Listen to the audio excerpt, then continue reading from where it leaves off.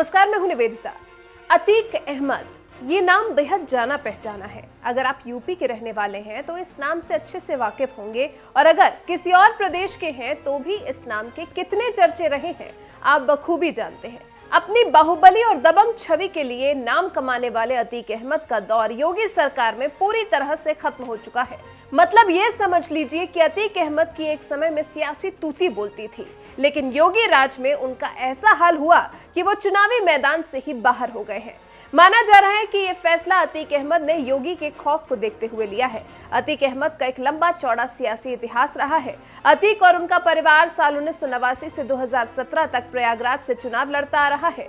30 सालों में ऐसा पहली बार हो रहा है जब ना ही अतीक चुनाव लड़ेंगे और ना ही उनका परिवार। जेल में रहते हुए भले उन्होंने ओवैसी की पार्टी का दामन थाम रखा था, लेकिन चुनाव न लड़ने में ही अपनी भलाई समझी है। कहा जाता है कि प्रयागराज में अतीक अहमद का गढ़ है। अतीक और उनके परिवार का एक छत्र राज देखा जाता रहा है।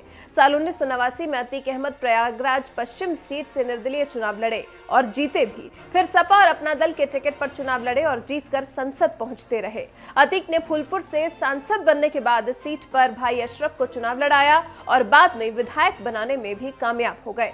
बताया जाता है कि अतीक का बुरा वक्त उस वक्त शुरू हुआ जब मायावती सत्ता में आई। मायावती ने अतीक अहमद पर जमकर नकेल कसी।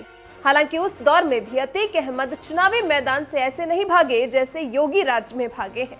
ये बताने के लिए काफी है कि योगी का खौफ बाहुबलियों में किस कदर है।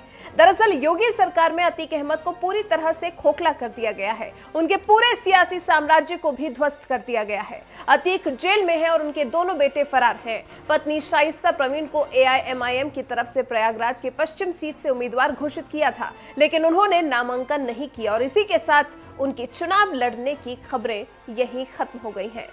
बताया जा रहा है कि परिवार के साथ न होने की वजह से शाइस्ता ने यह फैसला लिया है। हाँ, वो बात अलग है कि AIMIM की तरफ से बार बार ये कहा जा रहा है कि शाइस्ता चुनाव लड़ेंगी, लेकिन क्योंकि 8 फरवरी को भी शाइस्ता ने पर्चा दाखिल नहीं किया, ऐसे में अब ये पुष्टि हो गई है कि अतीक और उनका परिवार चुनाव नहीं लड़ेगा।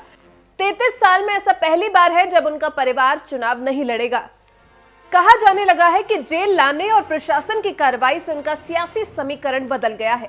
सोचिए, एक वक्त था जब प्रयागराज की सियासत में अतीक अहमद कई सीटों पर पकड़ रखते थे, लेकिन अब हालात पूरी तरह से बदल गए हैं। बहरहाल, योगी राज में चुनावी मैदान छोड़कर भागने वाले अतीक अहमद से जुड़ी इस खबर पर आपकी क्या राय है, कमेंट कर हमें जरूर बताएं।